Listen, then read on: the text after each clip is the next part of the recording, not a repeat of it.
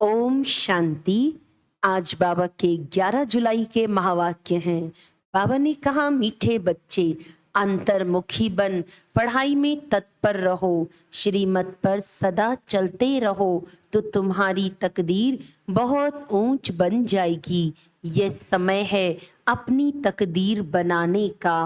प्रश्न है, तुम बच्चों की ऊंची तकदीर कौन सी है जिसके आधार पर तुम सारी सृष्टि की तकदीर को जान लेते हो? उत्तर है, स्वदर्शन चक्रधारी बनना। ये है सबसे ऊंचे ते ऊंची तकदीर। तुम ब्राह्मण अभी स्वदर्शन चक्रधारी बने हो।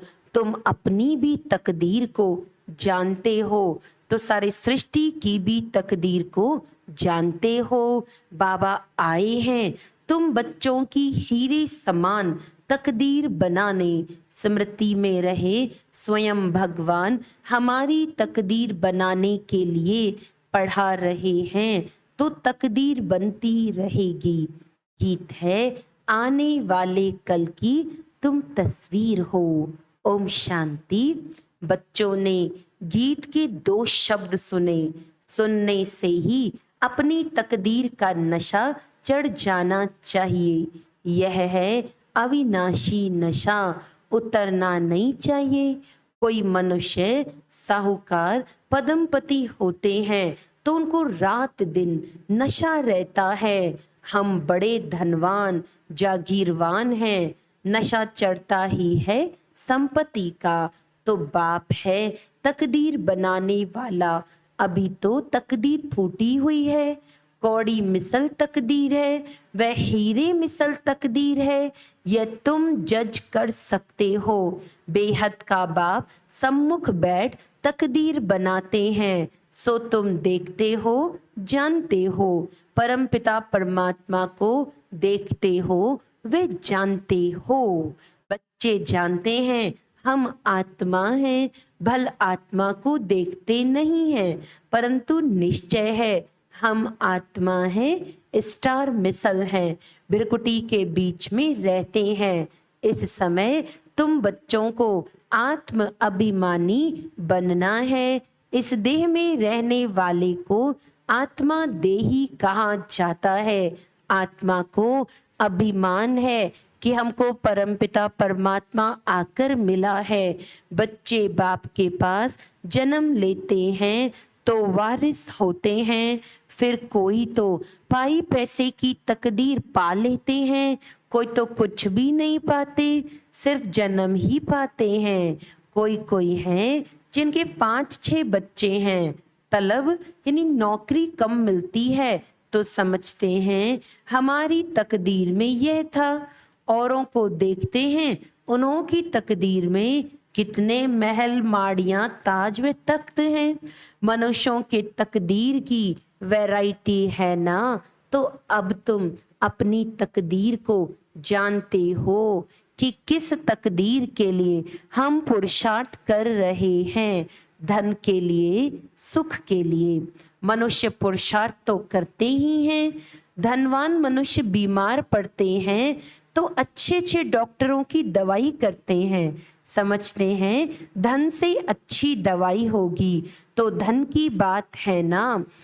तुम बड़ी जबरदस्त तकदीर बनाते हो श्रीमत से। बच्चे जानते हैं बाबा ऊंचते ऊंच तकदीर बनाते हैं क्योंकि खुद ऊंचते ऊंच है। अब तुम उनके सन्मुख बैठे हो ना, माँ बाप के घर में बैठे हैं। कोई राजा रानी है तो समझते हैं हमने ऐसे कर्म किए हैं तो राजाई की तकदीर मिली है। अब तुम जानते हो हम जो ये लक्ष्मी नारायण का चित्र देखते हैं उन्होंने भी जरूर अगले जन्म में तकदीर बनाई है। तुमको ये बुद्धि मिली है, मनुष्यों की बुद्धि में यह नहीं आता। इतने धनवान मनुष्य हैं, इन्हों को ये तकदीर कैसे मिली? कहेंगे पास्ट जन्म में ऐसे कर्म किए हैं जो इतना धनवान बने हैं। कर्मों का फल है ना, गाते भी हैं कर्मों की गति न्यारी है।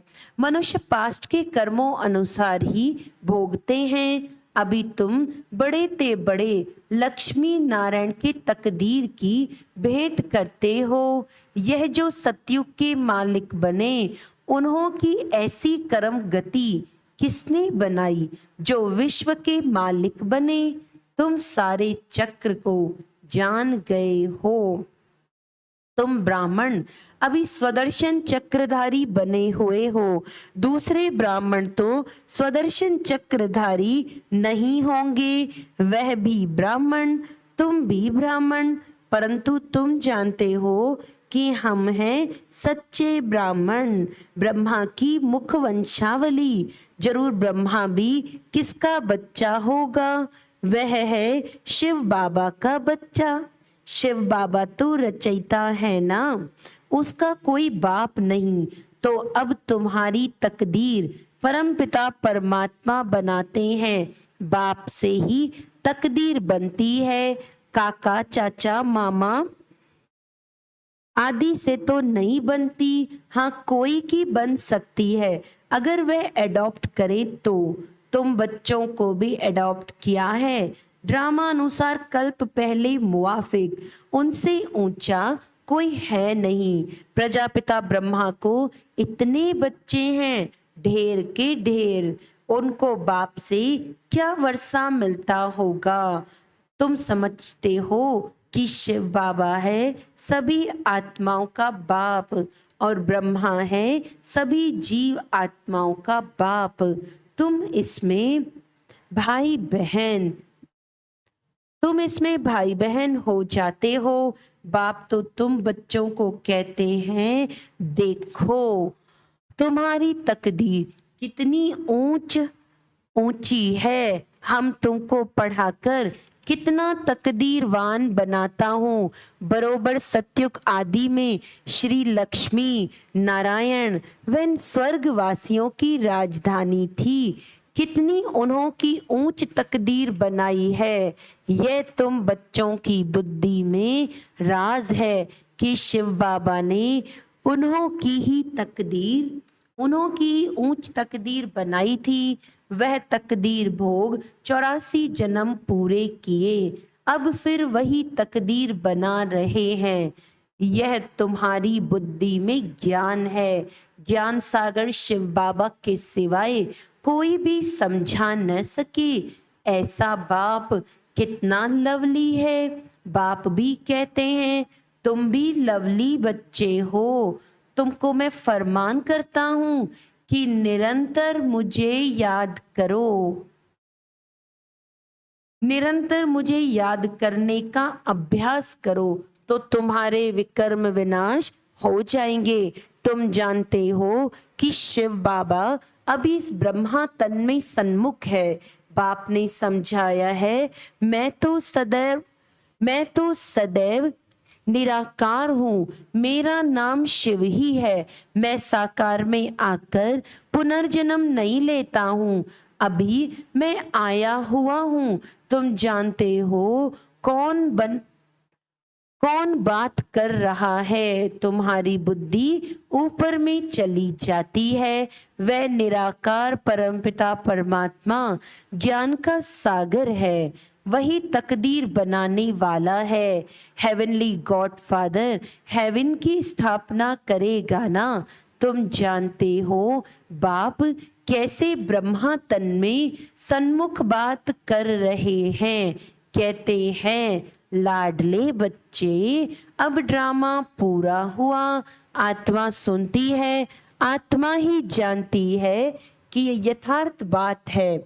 बाप कहते हैं, जितना हो सके मुझे याद करो। और सारे सृष्टि चक्र की नॉलेज तुमको ही दी है। कोई को अच्छी रीति धारणा होती है, कोई भूल जाते हैं।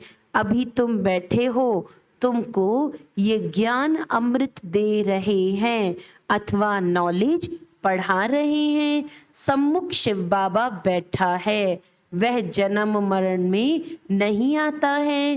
तुम्हारा तो जन्म बाय जन्म रूप देश काल बदलता जाता है। फीचर्स सदैव न्यारे रूप हैं, दूसरे जन्म में ये नहीं रहेगा। एक न मिले दूसरे से, आत्मा एक शरीर छोड़ दूसरा लेती है तो उनकी एक्टिविटी और एक्टिविटी से पार्ट बजाती है। एक्टिविटी भी बदलती रहती है, कभी राजा की, कभी भिन्न नाम रूप, कभी रंग की। ऐसे नहीं कभी कुत्ता बिल्ली भी बनेंगे, नहीं। अभी तुम जानते हो हम भविष्य में जाकर लक्ष्मी नारायण बनेंगे। हम भी जितना अपनी तकदीर बनाना चाहें इस ही जन्म में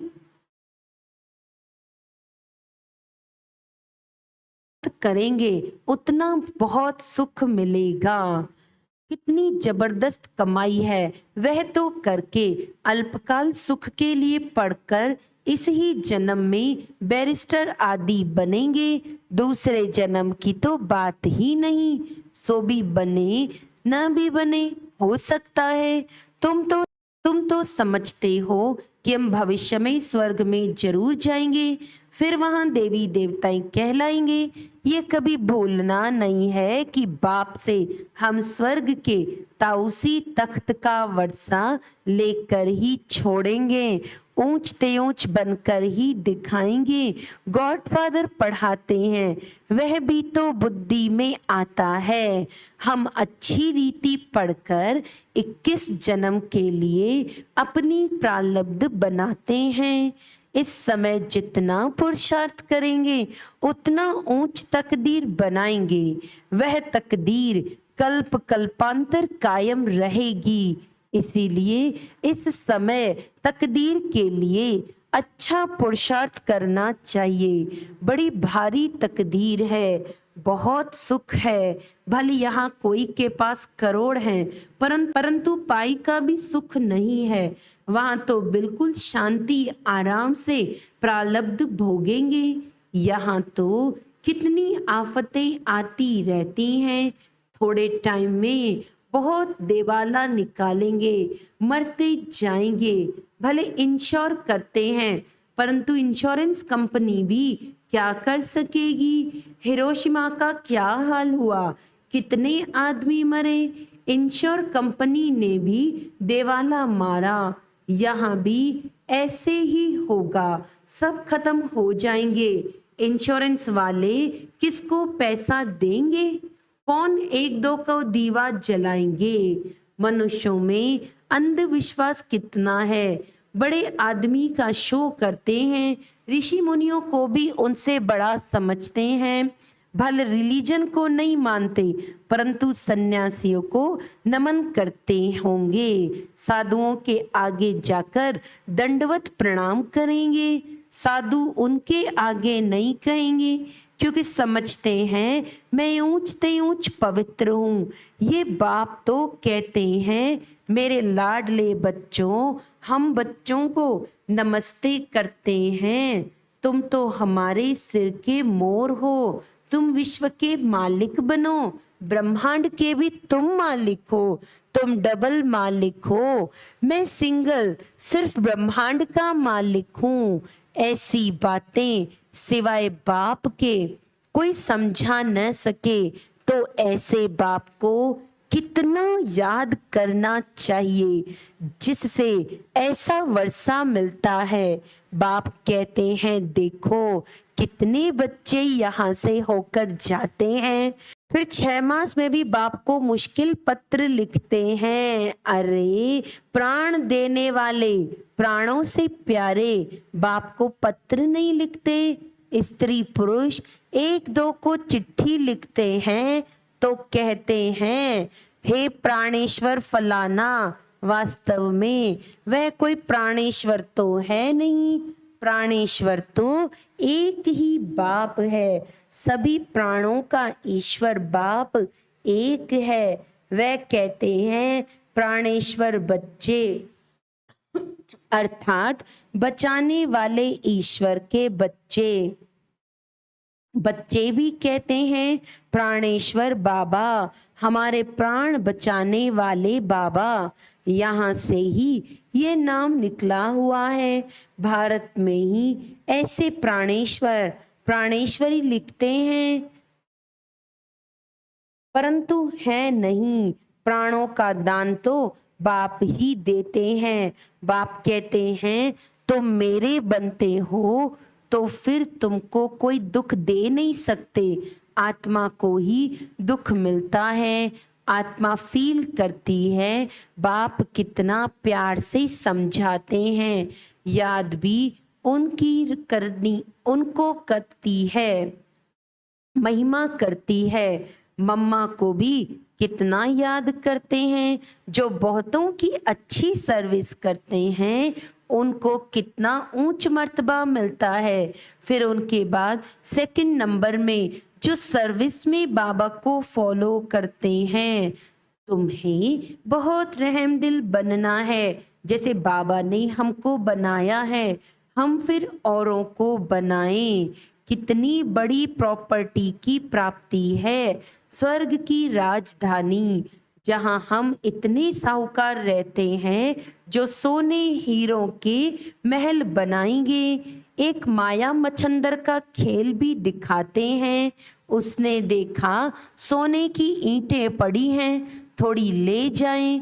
तुम साक्षात्कार में स्वर्ग में हीरे हीरे जवाहरों के महल देखते हो, सोने की खानियां देखते हो, तो समझते हो थोड़ा सोना ले जाएं। सूक्ष्म वतन में सोना नहीं मिलता, सोना वैकुंठ में मिलता है। तुम जानते हो वहां खानियों से हम विमानों में जाकर सोना भरकर ले आएंगे। सोने की बड़ी बड़ी ईंटें भी होगी। अभी अभी भी बड़ों बड़ों के पास सोना तो बहुत पड़ा है ना। भारत को सोना चांदी तो जरूर रखना है। सबके पास बड़ी बड़ी गुफाएं बनी हुई हैं, जहां कोई लूट फूट न सके, आगे आग जला न सके। तो वह सब भविष्य में तुम्हारे हाथ आ जाएगा। जिन एरोप्लेन आदि द्वारा अभी बॉम्ब्स आदि गिराते हैं विनाश के लिए, वही चीजें फिर सुख के लिए निमित्त बन जाएंगी। सतयुग में ये सब थी, फिर प्रायलोप हो गई, अब फिर बनी है। तुम जानते हो कैसे खानियों से जाकर ले आते हैं। खानियां सब नई हो जाती हैं, अभी तो पुरानी है। तो ऐसी तकदीर बनाने वाले बाप से पूरी तकदीर लेनी चाहिए, इसमें गफलत नहीं करनी चाहिए। बाप और वर्षे को याद करो। बाप कहते हैं मैं एक में मोह लगाओ, स्वर्ग को याद करो। अच्छा, मीठे मीठे सिकिलदे बच्चों प्रति माता पिता बाप दादा का याद प्यार और गुड मॉर्निंग। रूहानी बाप की रूहानी बच्चों को नमस्ते। हम रूहानी बच्चों की रूहानी बाप दादा को याद प्यार गुड मॉर्निंग, नमस्ते नमस्ते नमस्ते जी। धारणा के लिए मुख्य सार है अपनी ऊंच तकदीर बनाने में गफलत नहीं करनी है। श्रीमत पर अच्छी रीति चल पढ़ाई के आधार से ऊंच तकदीर बनानी है। प्राणेश्वर बाप की याद में रह सबको प्राणदान देना है, सबके प्राण बचाने हैं, किसी को भी दुखी नहीं करना है। वरदान है मालिकपन की स्थिति में रह प्रकृति द्वारा सहयोग की माला पहनने वाले प्रकृति जीत भव। प्रकृति आप माताओं का अब से आह्वान कर रही है। चारों ओर प्रकृति के तत्व हलचल करेंगे, लेकिन जहां आप प्रकृति के मालिक होंगे वहां प्रकृति दासी बन सेवा करेगी। सिर्फ आप प्रकृति जीत बन जाओ तो प्रकृति सहयोग की माला पहनाएगी। जहां आप प्रकृति जीत ब्राह्मणों का पांव पड़ेगा, स्थान होगा, वहां कोई भी नुकसान नहीं हो सकता। तूफान आएंगे, धरनी हिलेगी, लेकिन बाहर सूली होगी और यहाँ कांटा। सभी आपके तरफ स्थूल सूक्ष्म सहारा लेने के लिए भागेंगे। स्लोगन है, अलौकिक सुख व मन रस का अनुभव करना है तो मन बना भव की स्थिति में रहो। अच्छा, आज का अव्यक्त इशारा है, तकदीरवान बच्चे हर संकल्प, बोल और कर्म में फॉलो फादर करते हैं। उनके हर बोल में नम्रता, निर्माणता और महानता होगी। जो अपने को निमित्त समझते हैं उन्हों में महानता के साथ नम्रता अवश्य होगी। अगर नम्रता के बजाय महानता या महानता के बजाय नम्रता ज्यादा है तो भी सफलता मूर्त नहीं कहेंगे। अच्छा, ओम शांति।